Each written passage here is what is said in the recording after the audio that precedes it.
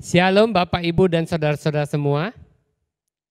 Daud berkata, lebih baik 1 hari di rumah Tuhan daripada 1000 hari di tempat lain. Hari ini selama kurang lebih 30 menit ke depan kita akan sama-sama merenungkan firman Tuhan yang saya ambil dari Mazmur pasal yang ke-46. Mari kita berdoa terlebih dahulu. Tuhan Yesus, terima kasih kalau kami boleh datang kepada Tuhan dan mendengarkan firman-Mu. Kami minta Roh Kudus memberikan kepada kami roh hikmat dan wahyu untuk mengenal firman Tuhan dengan benar, untuk mengenal pribadi Tuhan dengan benar, supaya hidup kami semakin hari semakin diubahkan serupa dengan Engkau. Di dalam nama Tuhan Yesus, haleluya, amin. Hari ini kita sedang hidup di dalam zaman di mana teknologi berkembang dengan sangat pesat. Sehingga kalau bukan karena pandemi atau perang, jumlah angka kematian orang tidak terlalu banyak dibandingkan dengan orang yang lahir. Ini bisa dibuktikan dengan semakin banyaknya jumlah penduduk dunia. Kalau dulu cuma ada Adam dan Hawa, sekarang ada kira-kira 7 miliar orang di seluruh dunia.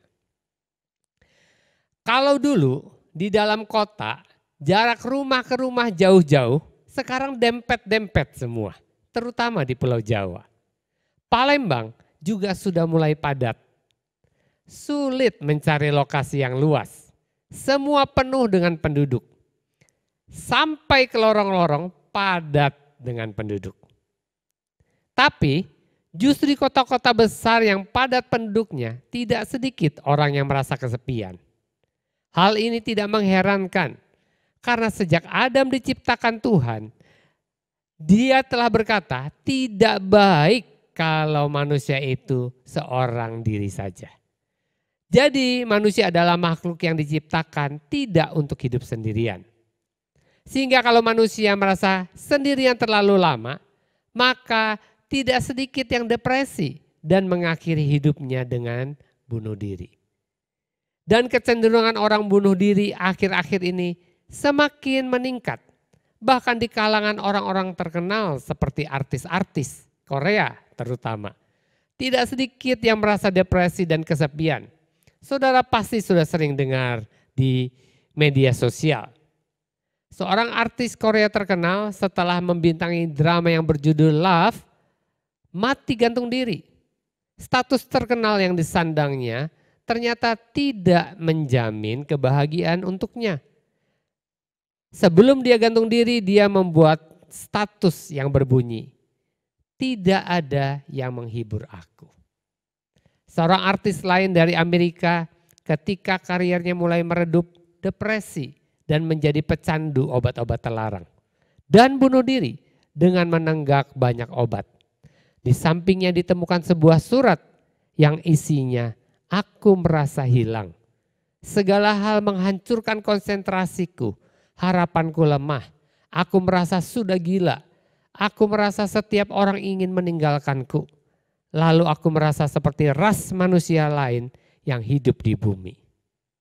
Sengaja saya tidak sebut namanya karena rasanya kurang etis. Apakah saudara juga pernah merasa kesepian di tengah-tengah keramaian? Waktu saya pertama kali ke Singapura sendirian tahun 95 atau 96 untuk training selama kurang lebih 1 minggu. Waktu itu belum ada HP. Dan ini untuk pertama kalinya saya ke luar negeri. Satu sisi excited, tapi cukup tegang juga. Walaupun sebenarnya tinggal turun dari airport, naik taksi ke apartemen Asian Pulp and Paper, beres. Tapi fakta selalu tidak sama dengan realita. Sampai di APP apartment, saya ketuk-ketuk apartemennya, saya bel-bel, tidak ada orang yang buka. Saya tunggu 1 jam, tidak ada orang. Saya bingung karena saya tidak melihat ada telepon umum. Akhirnya nekat saya pinjam telepon apartemen lain yang masih 1 lantai. Tapi di telepon gak diangkat-angkat. Akhirnya saya duduk depan pintu seperti anak yang hilang. Karena sudah sangat capek sekali. stres sekali karena ini di negeri orang. Kalau mau kencing gimana?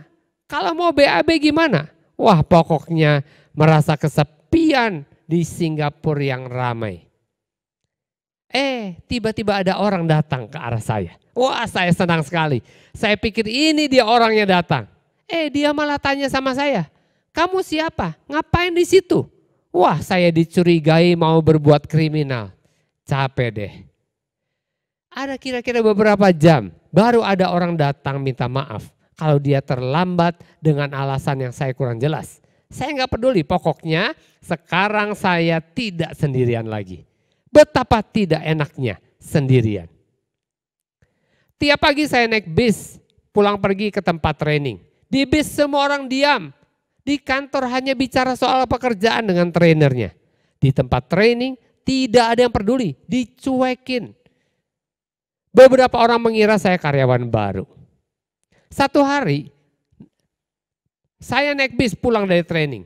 Saya ketiduran di bis padahal sudah jam 12 malam. Sampai kelewat apartemen saya jauh sekali. Dan saya tidak tahu apakah masih ada bis atau tidak. Saya langsung turun dan jalan kaki sampai kaos kaki saya bolong. Mungkin 2-3 jam saya baru sampai ke apartemen. Senang punya pengalaman di luar negeri. Saya suka Singapura tapi betul-betul kesepian. Di sana orangnya nggak ramah, elu-elu, gua-gua. Di Jepang ada sebuah perusahaan namanya Japan Efficiency Corp. Sebuah perusahaan yang berkantor di kota Tokyo, Jepang. Terbilang unik dan menarik. Perusahaan ini bergerak dalam bidang jasa menyewakan keluarga. Ya, saudara tidak salah dengar. Bukan menyewakan mobil, bukan menyewakan rumah, namun menyewakan keluarga.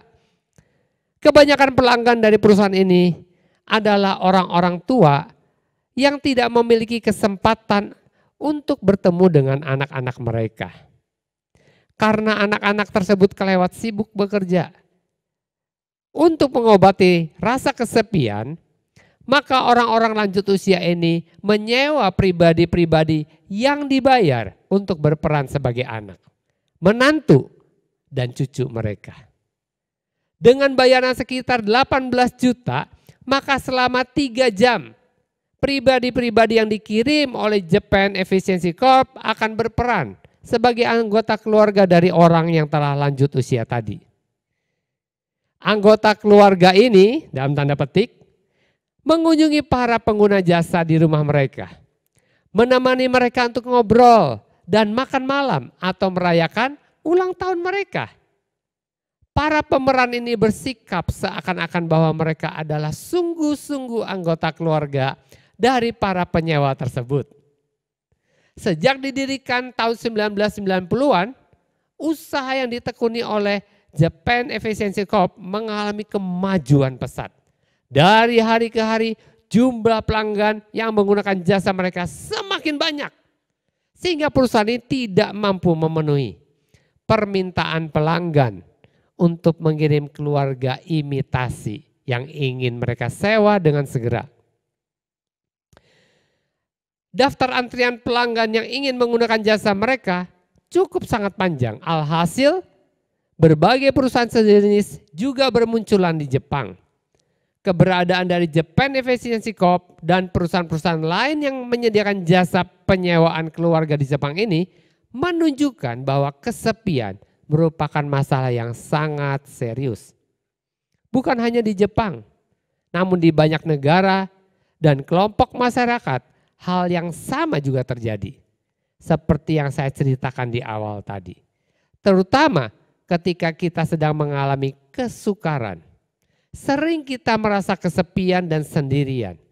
Dan saat-saat seperti itu, kehadiran seorang teman yang bisa mendampingi kita sangat-sangat dibutuhkan. Ya, semua orang pada dasarnya memerlukan teman. Seorang teman yang bersedia mendampingi kita di masa yang sukar. Disadari ataupun tidak disadari, diakui ataupun tidak diakui, sesungguhnya semua orang memerlukan teman. Seorang teman yang kehadirannya membuat kita tidak merasa seorang diri. Seorang yang kehadirannya membuat kita dapat merasa damai di tengah badai. Seperti yang dikemukakan oleh pemazmur di dalam Mazmur pasal yang ke-46. Mazmur ini digubah dengan latar belakang peristiwa sejarah, yaitu pengepungan kota Yerusalem oleh tentara Asyur. Yerusalem, ibu kota Yehuda, yang saat itu diperintah oleh Raja Hizkia, dan Asyur yang diperintah oleh Raja Sanherib. Yehuda adalah sebuah negara kecil dibandingkan dengan negara Asyur yang masa itu merupakan negara superpower.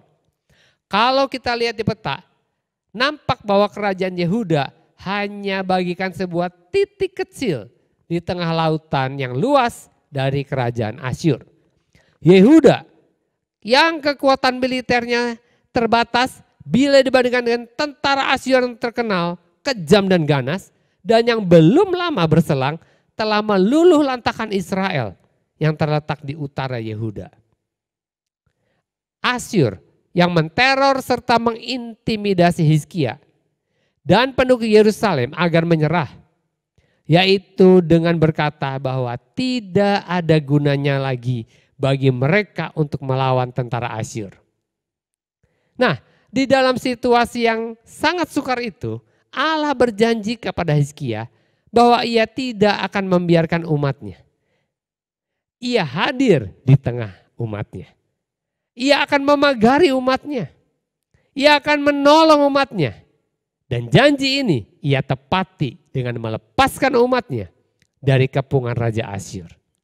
Untuk mengingat perlindungan dan pertolongan Allah tersebut, maka di dalam Mazmur 46 ayat 1-6, 11-12 ditulis sebagai berikut.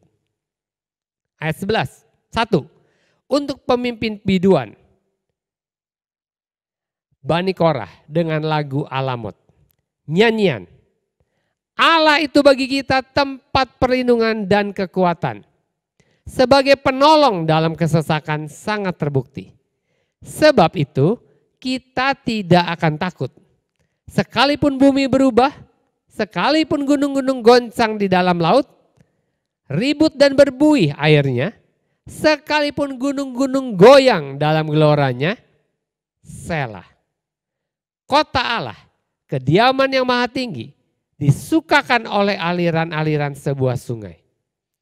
Allah ada di dalamnya. Kota itu tidak akan goncang.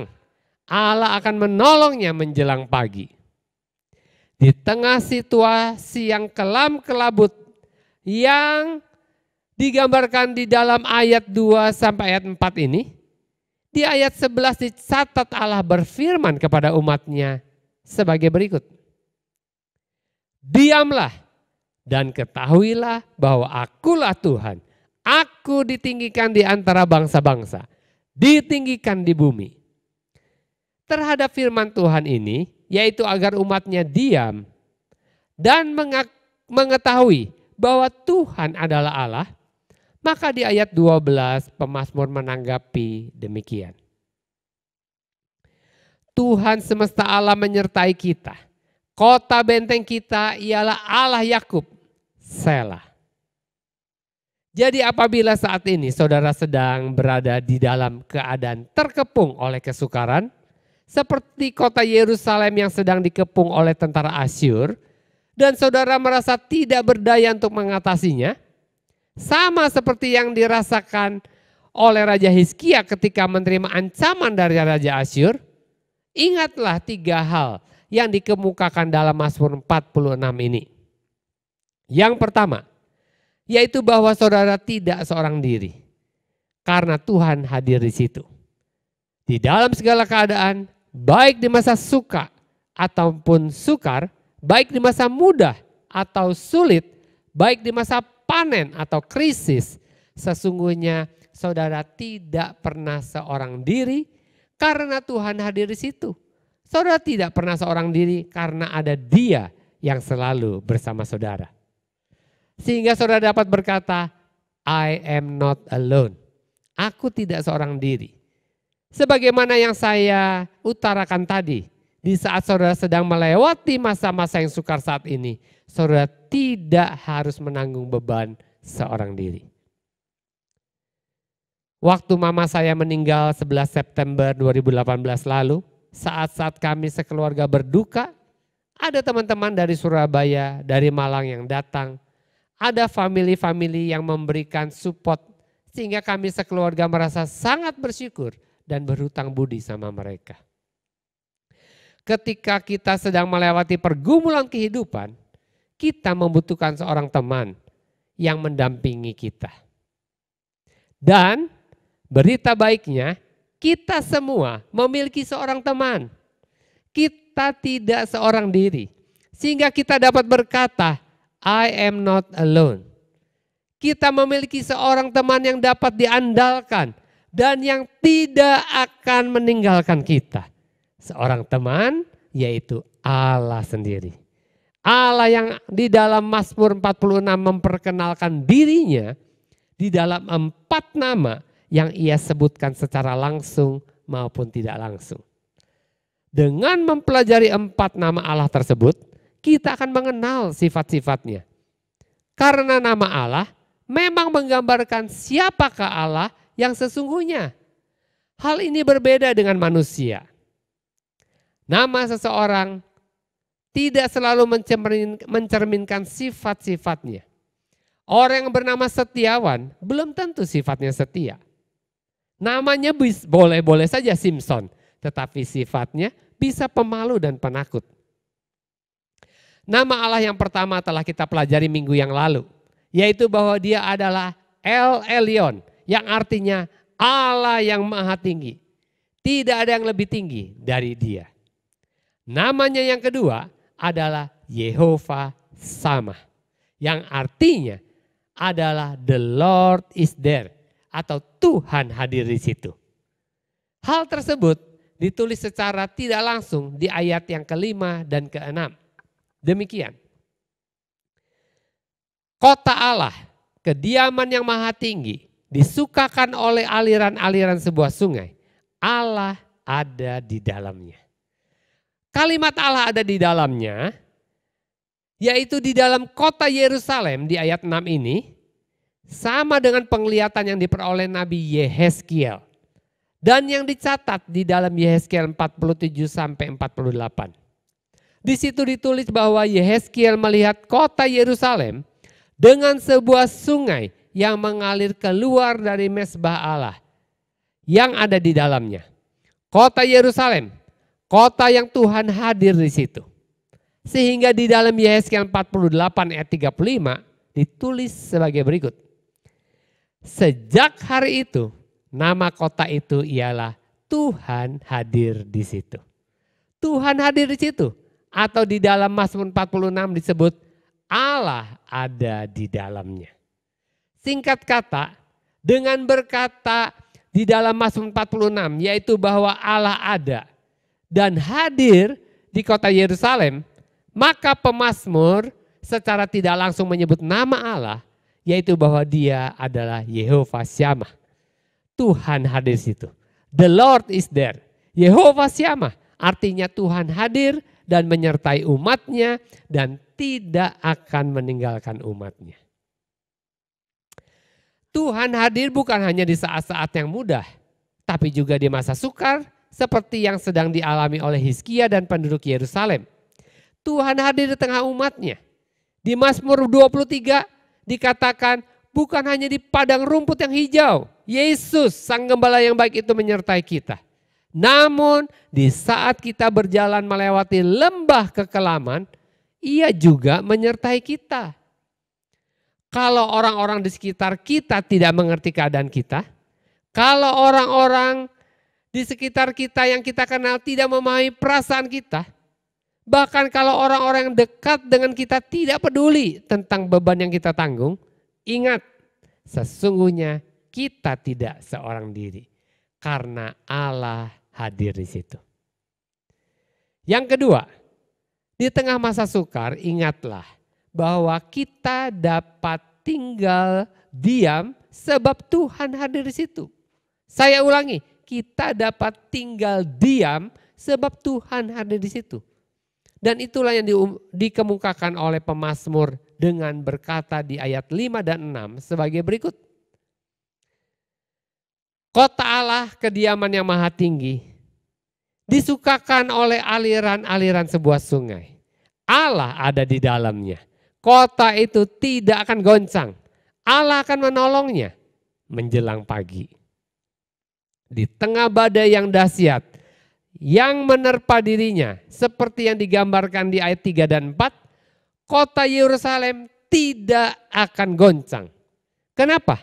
Karena Allah ada di dalamnya. Di tengah kepungan tentara Asyur, Yerusalem tidak akan goyah karena Yehova Syamah ada di dalamnya. Di tengah kesesakan oleh himpitan masalah, kita tidak akan takut, namun dapat tinggal diam karena Tuhan hadir menyertai kita. Yehova Syamah tidak pernah meninggalkan kita. Saya ajak saudara menyaksikan video berikut.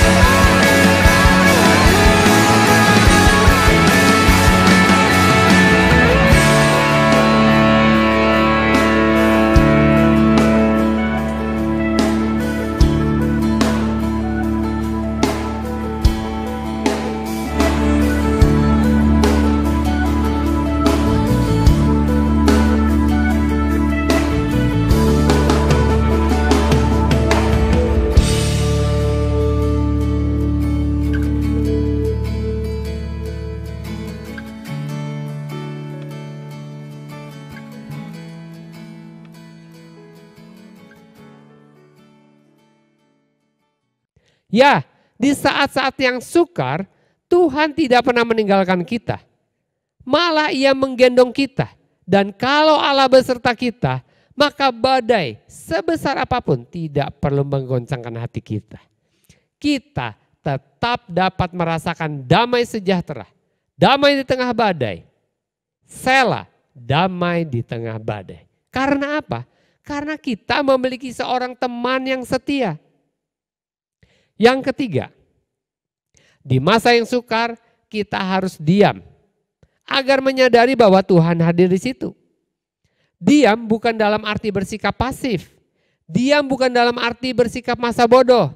Diam bukan dalam arti percaya dan diam itu dalam arti percaya dan menyerah kepada Tuhan. Sebagaimana yang ditulis di dalam Mazmur 46 ayat yang ke-11.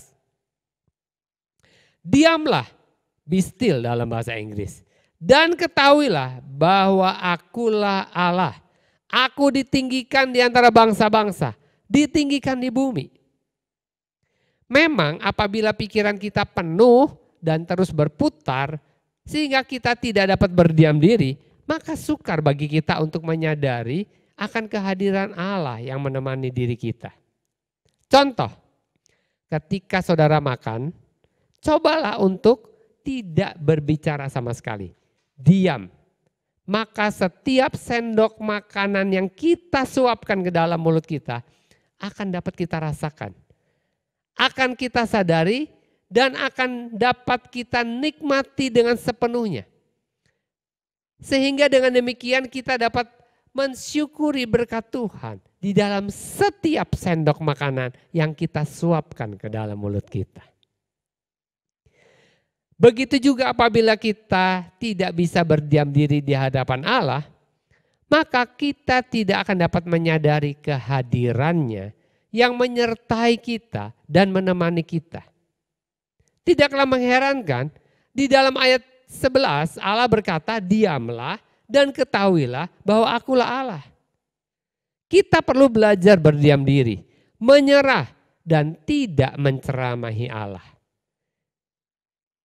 Yesaya 30 ayat 15 berkata, di dalam tinggal tenang dan percaya terletak kekuatanmu. Dengan diam, tinggal tenang dan percaya kepada Tuhan, maka kita akan menyadari kehadirannya. Kehadirannya menyertai diri kita. Dengan diam dan berserah kepadanya, kita akan menyadari, I am not alone. Kita tidak seorang diri. Nah, bagaimana kita dapat berdiam diri di hadapan Allah? Sikap ini merupakan suatu sikap yang tidak mudah bagi kebanyakan orang. Karena kita lebih suka untuk berbicara dan memberitahu Allah tentang ini dan itu daripada berdiam diri di hadapannya. Tidak sedikit di antara kita yang sulit untuk berdiam diri di dalam keheningan lebih dari 1-2 menit saja.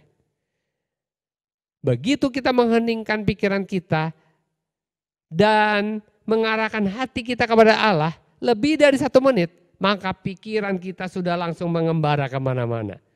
Rasanya berdiam diri itu buang-buang waktu. Ada banyak hal yang bisa kita lakukan daripada berdiam diri. Kita tanpa sadar merasa, tanpa kita bertindak, maka semuanya jadi kacau. Tapi yang benar adalah sebaliknya. Justru karena kita tidak mau diam, maka kita mengacaukan semua yang baik yang dirancangkan Tuhan untuk kita. Tuhan adalah Yehova Syamah. Tuhan yang hadir di situ. The Lord is there. Tuhan yang tidak pernah meninggalkan kita, namun menyertai kita untuk selama-lamanya. Tuhan senantiasa menuntun hidup kita melalui Roh-Nya dan membawa kita ke masa depan yang penuh dengan harapan. Sehingga namanya juga disebut sebagai Immanuel, yang artinya Allah beserta dengan kita. Immanuel yang telah hadir di tengah-tengah kita, di dalam diri Yesus Kristus Tuhan kita.